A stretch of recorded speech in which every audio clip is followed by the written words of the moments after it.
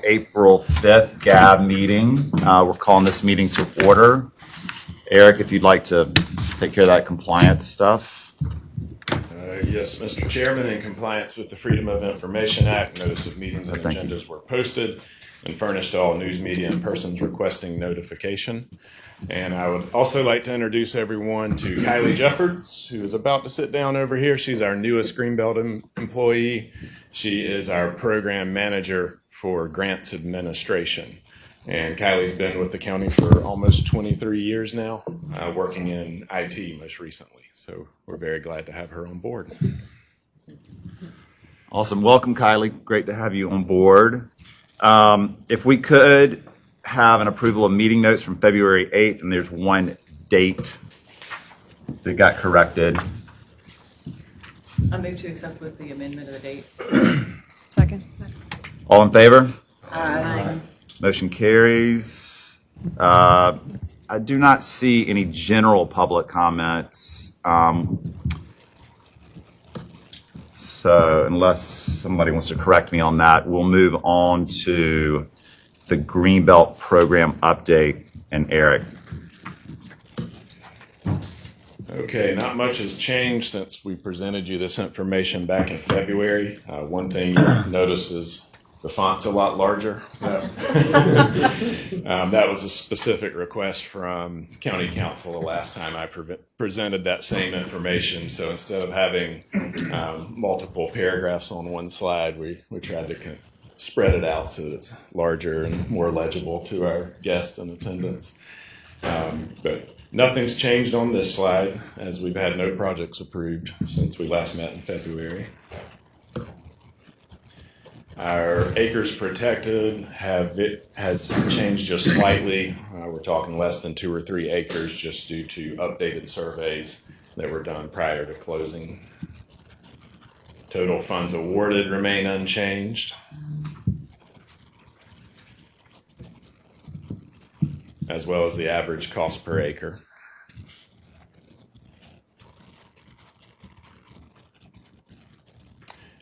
However, our match provided has changed significantly, and the reason for that is the Ingleside-Weber Park, which was approved last cycle. They completed their updated appraisal and provided that to us. So the value increased nearly 3 times from their original application estimate, and the owner is still committed to donating the difference in grant funds and the appraised value.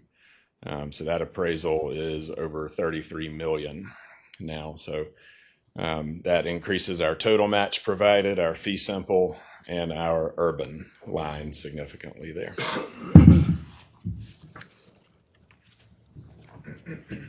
This slide remains unchanged as well. Got over 11,000 acres that are promising some sort of either currently providing or promising public access, with just under $150 million in funding for those projects, $57.5 million for minority lands, and acreage of 3,703. We still have the same amounts available for this FY23 winter cycle, just over $16 million in rural, $2.6 million urban, for a total of $18.6 million. And no changes to our goals update either since our February meeting. We did have one project that closed. It was actually a reimbursement, and that was the Botany Bay Heritage Preserve expansion. That leaves 10 active projects pending closing, with 3 of those being from the last cycle. So half of the projects from the last cycle have already closed, which is pretty good. And then just a report back to you all on recommendations that you made to County Council. On March 16th, County Council considered all of the below listed projects or agenda items: the Comprehensive Greenbelt Plan 5-year update, Fort Pemberton Improvements Plan, the Mount Pleasant Billy Swells Boulevard Rifle Range property conversion, and 10 Mile Heritage Farm conversion, and approved all four of those as recommended by the GAB. And our next cycle, our FY24 summer application cycle, will open on June 5th and close on July 28th. And then looking even further ahead, winter cycle will open October 27th and close on January 26th. Any questions on the update? Mr. Jones? Yeah, I'm intrigued. You mentioned a revaluation, and I think you said 30 million. Could you give us a little more detail about that? It's rather surprising that something of that magnitude occurred. I don't really have any details other than the information they provided in their application was just a fair market value estimate and was obviously a very conservative one. So once the actual appraisal came in, it was, I believe, 3 times the estimate in the application. So what was the, if you can recall, what was the original valuation by, I presume, the owners or whatever? Yeah, I believe it was 12 million. yeah, well, And it went up to 30 million. 33 and some change. Because the property all around it has gone crazy with industrial values. So, Okay. I'm not disputing it. It's just, it just stands out. This rarely happens. And we're very happy that the owner was still willing to donate that large amount as well. Okay, thank you. Yes, sir. Oh, and one reminder, due to our temporary setup here in the committee room, when you're speaking, let's try and pass those mics around to make sure those that are maybe listening on the live stream are able to hear everyone. Eric, can I ask a question? You had a slide that showed what council approved. Did they not approve any of our recommendations? All were approved. Okay. Yes, sir. All 4.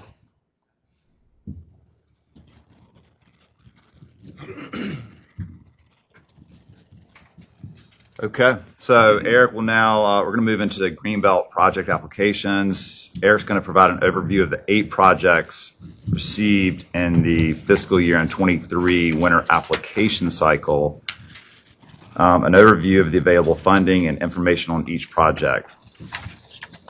So just a quick rule reminder for all Greenbelt projects, our GAB members may ask questions during and after the presentation. However, per parliamentary rules, GAB members will not enter into discussion until a motion and a second is made after public comments. Okay, so back to Eric. Thanks, Mr. Chairman. You all have hard copies of the table that's shown on the screen here that you may be able to see a little bit better. But as the chairman mentioned, we did have 8 applications make it this far along in the process. 2 of those are rural, 6 are urban. All are fee simple. And just an interesting note, that's the 2nd cycle in a row without any conservation easement applications. The 2 rural projects, they total a request for that would protect 161.6 acres. And urban 86.6 acres. And we've got projects from Kiowa Island Natural Habitat Conservancy, the Betsy Kerrison Nature Trail, Nature Conservancy of South Carolina, the Lake Margaret Tract, City of Charleston, Woodmere Drive Parcel, Low Country Land Trust, Rutledge Tomb Site, Open Space Institute, Bradham Tract, and then 3 Mount Pleasant Way projects from the town of Mount Pleasant, the Ben Sawyer Boulevard segment, the Kenny Mile segment, and the Mathis Ferry, 5th Avenue to Eagle Street. The stars show the general geographic distribution of the projects throughout Charleston County. We've got 3 west of the Ashley and the remaining 5 east of the Cooper. Most are pretty close into that urban core, I guess with the one outlier being the Lake Margaret Tract up there on the county line. Now this table will take a little closer look at the funding impacts should these projects be approved. Rural funds, we have a request of just over 2.8 million. There's over 16 million available, so if both of those projects are approved, that would leave 13.1 million for the remainder of our fiscal year, which ends on June 30th. The City of Charleston, they have their own project, the Woodmere Drive parcel, and then the Bradham Tract, which would pull from their allocation of funding. That total request is for $636,000. They've got 139,000 on hand, so this one would dip in to the negative just under $500,000 if both projects are approved. And then, of course, new allocations will be made on July 1st, with the city of Charleston's being similar to last year. That would be just under about $2 million for FY24. So if these were approved after July 1st, they would have about $1.5 million. Town of Mount Pleasant has the 3 project requests for the Mount Pleasant Way, totaling just under $2.5 million. They have over $2.7 million on hand. Their individual allocation would drop to $230,000 if approved. And then total for urban, the request is $3.1 million. If all were approved, it would be just under $500,000 in the negative for total urban, again, until July 1st. And then, of course, the lifetime allocation balances, there's no concerns there. Those are all still very large. We do have one program that doesn't fit neatly into these categories, and it's the Phillips Tomb. That's a Low Country Land Trust request, and they're now administering the small landowner program, having merged with East Cooper Land Trust. So if their request is for $22,950, and if approved, the balance in the small landowner program would drop to $55,520. So I'm sorry, this question, just to make sure I have it right here. So if we approve all these projects today, there's no urban funds available. We're having to borrow from the rural funds. But the allocations come out, you said, when? July 1st. July 1st? Yes, sir. So we expect the coffers to go back up. So there would be no additional project considerations between now and July 1st. So it would temporarily, for a few months, be in the negative, but then back on top again, starting July 1st. Thank you. And doesn't that have a lot to do with when they close anyway, when the project actually closes, whether or not they actually dip into the money or not? The way it works with us is once council has approved the projects, then Yep. we actually transfer those funds into separate project accounts. So at that point, they're encumbered. Got it. Of course, if they withdrew the application, it didn't work out, then it'd be refunded back into the allocation that it came from. Okay. Okay. All right. All right. I'll go right into our first project for your consideration, which is the Betsy Kerrison Nature Trail. And it is located just off of Betsy Kerrison. I believe that's Parkway. Am I getting that right?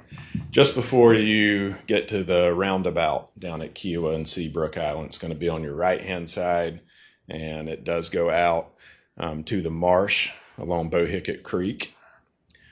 Let me get my laser pointer going here. So this is the subject parcel right here. It's 5.6 acres, and the intent is to provide habitat protection first and foremost, but also allow some public access with a passive park that would include a nature trail and potentially an outdoor classroom. There's some connectivity on Betsy Kerrison. There's a sidewalk that runs back down to Kiowa and Seabrook Island. And they're also targeting this parcel because they're working on a conservation easement on this adjacent parcel here. And I believe this would be their first project off of Kiowa Island, starting to move onto that adjacent area of Johns Island. Again, that request is for $359,700 for fee simple acquisition of 5.6 acres, and you can see the breakdown in the request. Total match is $269,500 or 75% match, with the bulk of that coming from matching funds for land. And you can see the breakdown as far as admin, closing, and minor improvements. And then they also received 4 letters in support of the project, none in opposition, and the subcommittee did recommend approval of the request for $359,700 in rural funds. Happy to answer any questions you may have. And there are no public comments. Any questions? I have one. Have you guys made any progress on the adjacent land and the easement you're pursuing there? So it hasn't closed yet. She is currently working with getting an appraisal for the property to see the value and conservation before and after, and she's working with an attorney to get a piece of documentation. Okay. But moving the right way, potentially. Okay. There's a lot of concern with what's going on kind of in that area as well with the development and stuff. So. Okay. Sounds good. Any other questions? Or motions, perhaps? Want a motion? Move to approve. We have a motion for approval and a second. Any discussion? Okay, we'll move to a vote. All in favor, please say aye. Aye. All opposed? Okay, motion carries. Next project for your consideration is the Lake Margaret project, Nature Conservancy of South Carolina. Request is to protect 156 acres located on Halfway Creek Road. This is the county line between Hugie and Allendale. It's part of and adjacent to other fair lawn tracts, you may recall from the past, which is a 6,000 acre area that's been privately protected. Some of that already donated to the National Forest. That it's currently an active mine site that is wrapping up those mining operations, and everything will be closed out within the next year or so. And if approved, the Nature Conservancy would transfer the property over to the Forest Service that would then manage it for passive recreation. They would be able to use the lakes for paddling and wildlife viewing. As mentioned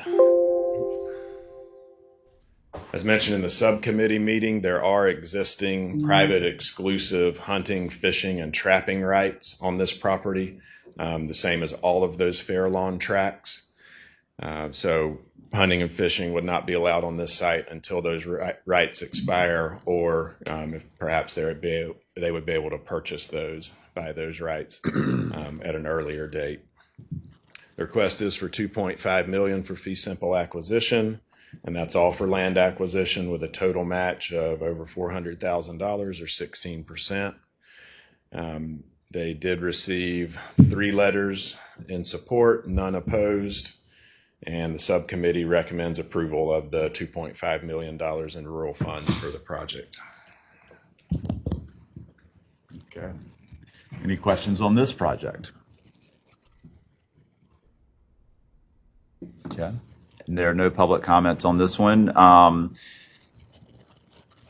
Perhaps a motion? Motion to approve.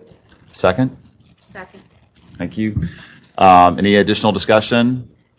Okay, we move to a vote. All in favor, please say aye. Aye. All opposed? Thank you. The motion carries. Next project for your consideration is an urban project by the City of Charleston. It's about 59 acres located in West Ashley, between Ashley Hall Road, Woodmere Drive, Ivy Hall Road, and Raoul Wallenberg Boulevard. Right here, this would be Sam Rittenberg down on this side. And then that shows the aerial, and this is a shot of us actually out at the site looking at one of the ponds. Request is for $398,360 for fee simple acquisition of 59 acres. You can see the breakdown between land and closing costs. The total match offered is $410,000, which is 103%.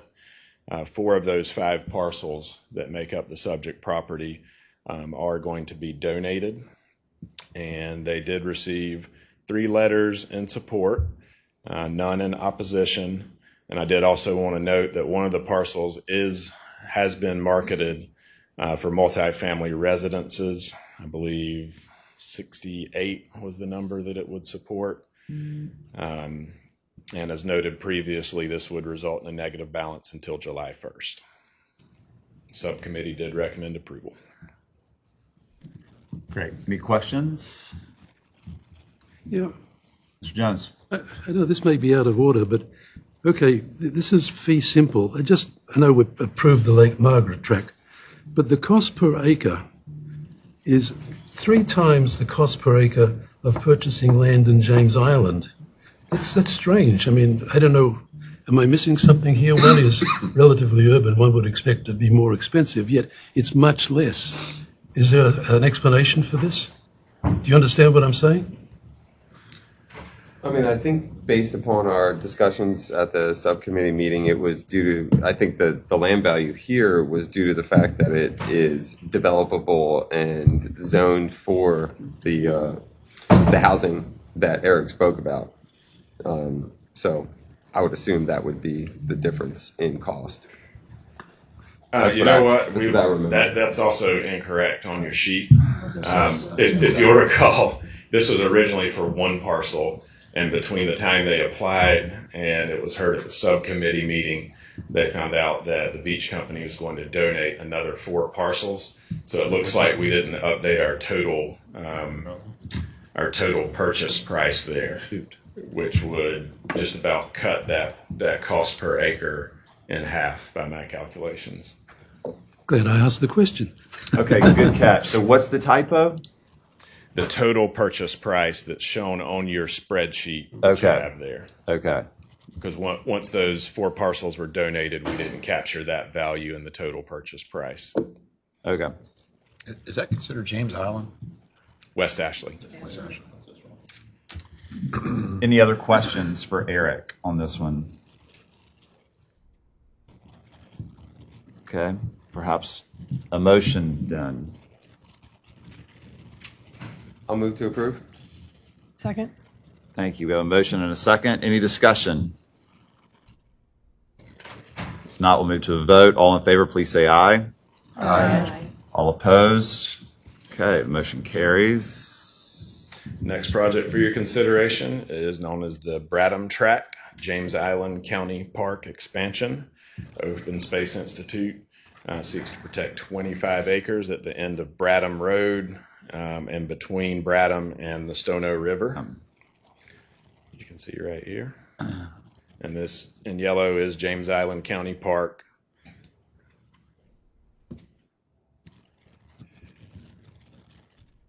Request is for $250,000 for 25 acres with a total match of almost $4 million, primarily being in land costs, and that's over a $1,500% match.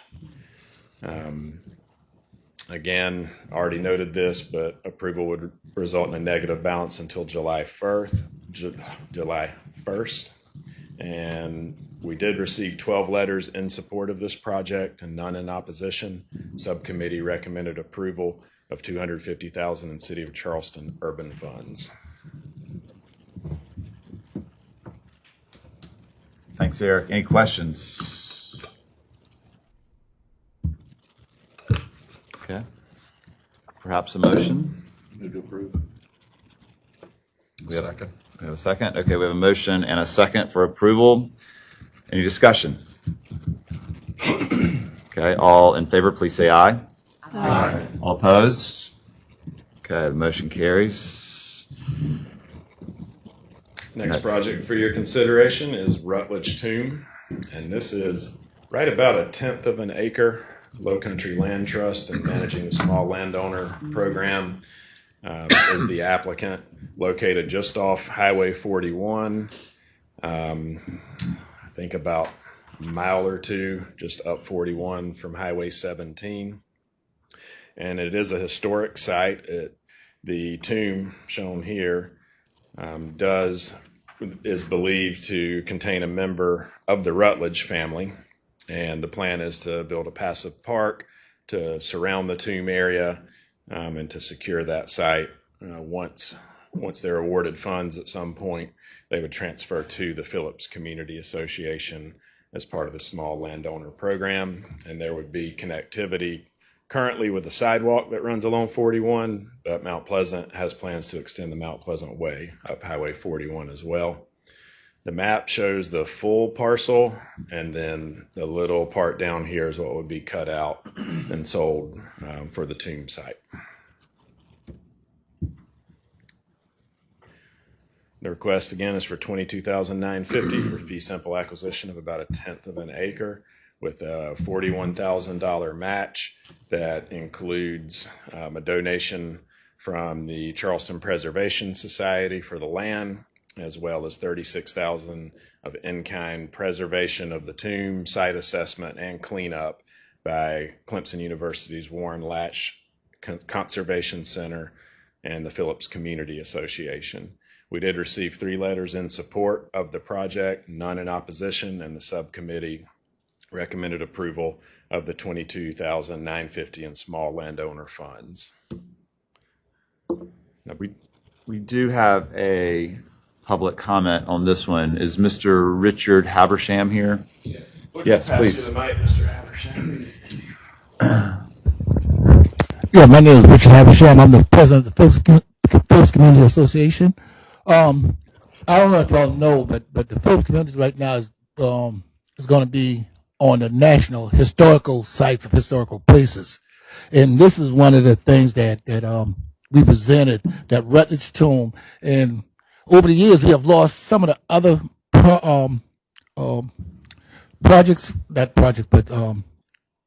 sites in the community. They're like, they used to have the old well from the Rutledge plantation. They got developed about 2 years ago, and we're trying to save as much of the historical sites in Phillips as possible. And this would make a good acquisition, not just for Phillips, but for Charleston County too. Thank you. Thank you for coming in today. Okay, so now any questions for Eric or Mr. Habersham? Okay. I'll move, motion to approve. Second. Thank you. Any discussion? All in favor, please say aye. Aye. All opposed? Next 3 projects for your consideration are Mount Pleasant Way projects. The first one being the Ben Sawyer Boulevard multi-use path, located just before you start to hit the causeway and bridge going out to Sullivan's Island right here. So it would connect to the existing path heading out to Sullivan's Island. It's about 3,300 linear feet on the south side of Ben Sawyer Boulevard. And this request is for $430,760 for fee simple acquisition of that 3,300 linear feet of right of way. You can see the breakdown there between land and closing. The match is 127%, and that's a pledge of future design and construction costs for the project. They received 7 letters in support, or we've received 7 letters in support of the project, none in opposition, and the subcommittee did recommend approval of the $430,760 in Town of Mount Pleasant urban funding. Thanks, Eric. Any questions on this one? Not the public for, No public comments, no, but any of ours? yes. Got to do a motion. Mr. Jones? I'm sorry. I would not dare to be critical of this, considering who I'm sitting next to. But I thought I was rather impressed by this, and I thought this looks like a good deal. Yet the score is only 60. Obviously, there were things that impeded the decision. Why is the score so low? When you look at the score, it's right on par with the other Mount Pleasant Way projects that have been approved. It's just the way that the application is set up, where the corridor projects don't score as high. But we intend to not compare corridor projects with other fee simple or conservation projects. We try just to compare the corridor with the corridor projects. Fine, thank you. Any other questions? I just want to make a comment. Yes. I noticed here that we've only got 13% of our goal of our corridors too, so it's definitely in line with where we need to be, That's right. Okay, perhaps a motion? So Motion to approve. Thank you. Second. Any discussion? All in favor, please say aye. Aye. All opposed? Thank you. And Motion the carries. next Mount Pleasant Way project is the Kenny Mile multi-use path. That's 5,700 linear feet of the Mount Pleasant Way, located primarily along the south side of Highway 17. And I'm not sure how to pronounce this. Is it Porchers or Porche's Bluff? Porches. All right, Porche's Bluff. I learned something new. But it runs from Porche's Bluff down to the existing, and then it would cross 17 and connect up to the multi-use path in Park West. It runs along an existing Mount Pleasant Waterworks easement. Kind of looks like a trail already if you were able to come out on the site visit and see that. The request is for $1.44 million in fee simple acquisition for the 5,700 linear feet. Match is 85%, and that is completed design and future construction costs.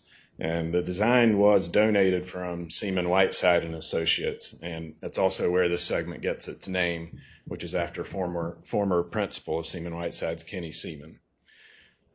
Subcommittee did recommend approval of $1.4 million in Town of Mount Pleasant urban funds. We received 7 letters in support of the project, none in opposition. Thank you. Any questions? No public comments on this one. Perhaps there's a motion. Motion to approve. Do we have a second? Second, Nora? Okay. We have a motion and a second. Any discussion? Okay. All in favor, please say aye. Aye. All opposed? Great. The motion carries. Last Project for your consideration is Mount Pleasant Way, Mathis Ferry segment from 5th Avenue to Eagle Street. This one would pick right up where a previously approved project, the Scanlonville section along Mathis Ferry Road, would leave off. So it's providing that connectivity. It's 6,000 linear feet and would again run from 5th Avenue to Eagle Street. The request is for $619,200 for fee simple acquisition of 6,000 linear feet of multi-use path. Match offered is $906,000 and change, or 85% for future design and construction. We received 7 letters in support of the project, none in opposition, and the subcommittee did recommend approval of the $619,200 in Town of Mount Pleasant urban funds. Great. Once again, we have no public comments to my knowledge. Any questions for Eric? Perhaps a motion? So moved. Second. Thank you, Brooks. Any discussion? All in favor, please say aye. Aye. All opposed? Motion carries, and that concludes all 8 projects. Amazingly efficient. That's great. So we're going to move on to our GAB Attendance Policy. We do need to make at least some kind of decision on this, at least for the most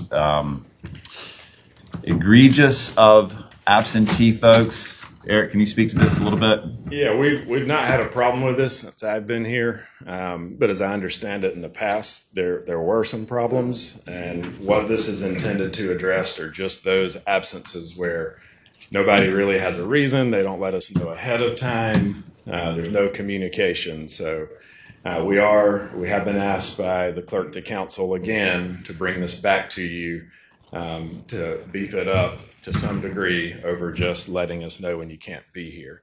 So last time we presented to you a proposal that said if you miss over 50% of the meetings in a calendar year, then you automatically vacate that seat and we notify the council member that appointed you so that you can be replaced.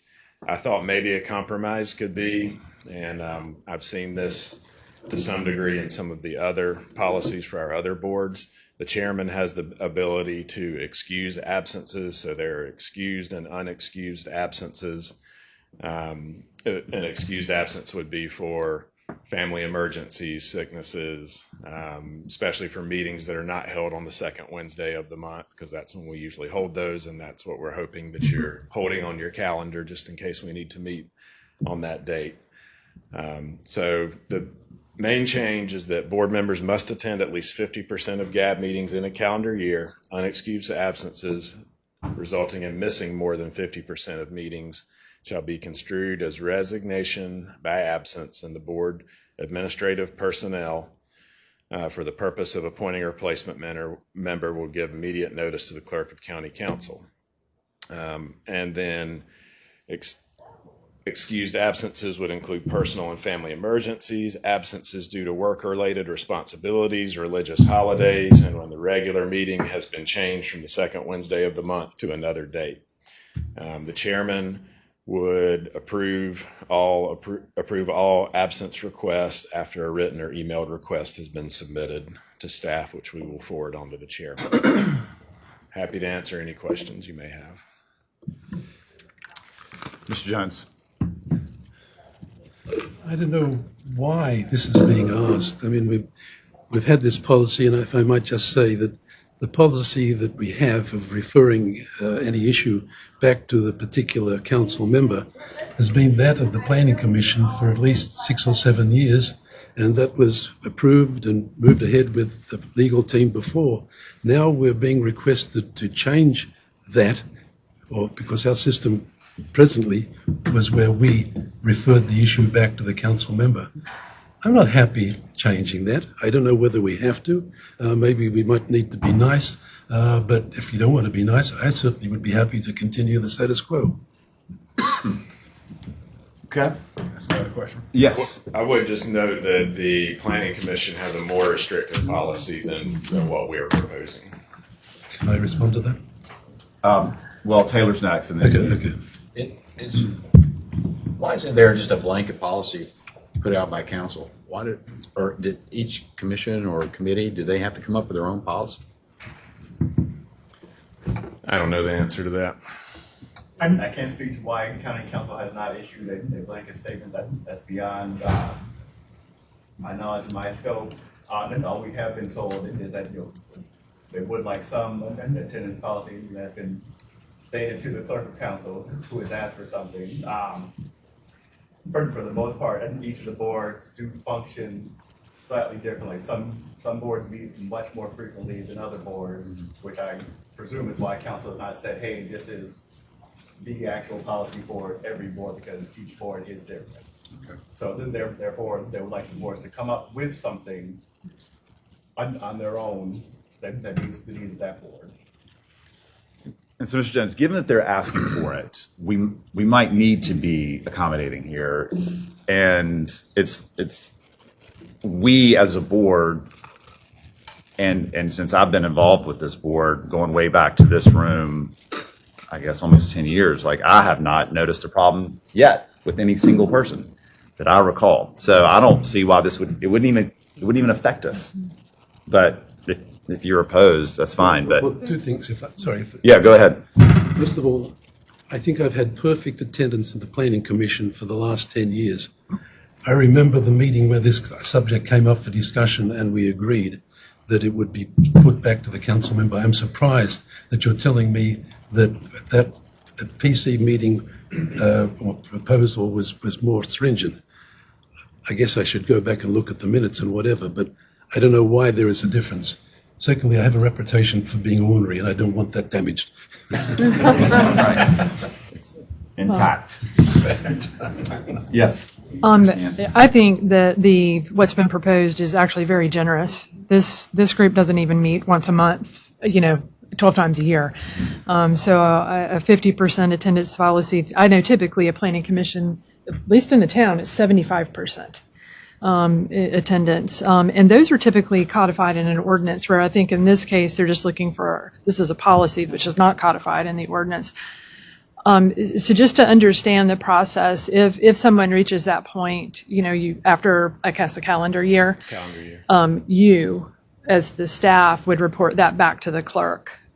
We would. Okay. Yeah. But in the interim, Beazer would have the ability to, if there were a number of absences, to deem whether it's excused or unexcused. So it's 50% unexcused. Is that what that's? Unexcused. Okay. And Eric, couldn't we make it to where the chair didn't have to see every request, but maybe it only came up when the threshold was approaching or something? Yes, approve those posts Yeah, like the staff can make the acceptance of the excused absence or not, and then if it starts to get close to the threshold of 50%, then maybe it would come to the chair. Is there a way to word that? Or is that captured in here? Yes. It doesn't say when the chair has to officially approve that absence, so I would think anytime during the calendar year before that report would go to county council. Okay, all right. And you would be amending your GAB rules and regulations is what you would amend if this were approved. Okay. Andrew? I was just gonna say, I'm fine with it. I mean, we all accepted the responsibility to be here, and we can't get it done unless we show up. So I think, like, you know, we have committed to doing this, which I think is a really good thing for the community. So yeah, let's do it. Thank you, I agree. And so if everybody's, Real quick. I'm sorry. Yeah. How many GAB meetings, full GAB meetings did we have last year or in the past year? Last year was a good many because we were working on that 5-year plan review. I would guess around 6 or 7 meetings last year. But I think a typical year is more like at least 2 to consider projects and maybe 1 or 2 more if pressing agenda items arise. Yeah, I was agree with you. I think it's some 4 or 5. So if you miss 2, then and they could be excused. yeah, if they're not. Yeah. So if we have something like agreement here, maybe there could be a motion. That, Mr. Jones? Yeah. Okay, it says calendar year. Okay, so let's say you have 3 in one calendar year in the last 6 months, and then 3 at the beginning of the other. Technically, he's not in breach if it's a 12-month. I'm suggesting it should be 12-month period.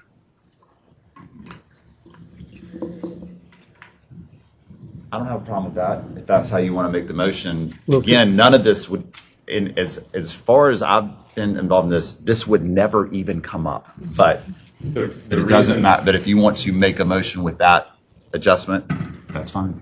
The reason for the calendar year is that's when your terms run. There we go. Make a motion to approve as is. Thank you. Second. Thank you. Any discussion?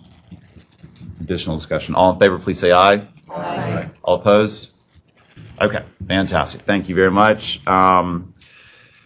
Next meeting. Eric, do we have any? That date's to be determined. I did want to let you know, as requested back during the 5-year plan review, staff started last week. We started putting together a comprehensive report for every project that is not fully completely done as far as the types of public access they said they would provide, or if they have unused minor improvement funds, or if they had a large amount of match for future construction and improvements. We're reaching out to all of those folks. We've already started to get updates on what type of public access they're providing now and what their future plans are. So we'll, once that's completed, we'll schedule a meeting to present that information to you all. My guess is it would not be before the June meeting. That sounds good. Okay, thank you. Any other comments, questions, or thoughts? Yeah. Yes. I just wanted to thank the subcommittee for setting us up for success to receive all of these projects. I know how much work it is. It's an extensive amount of work. So on behalf of the applicants, the public, the staff, thank you all for doing that work. Here, here. Thanks, Jason. Thank you, guys. Yeah, that was it's a very successful meeting. So thank you for being here. Thanks to the public and constituents for being here. And with that, we are adjourned. So there will be a meeting in June. Is that? Well, not necessarily, not unless that's done. But But right now, that would be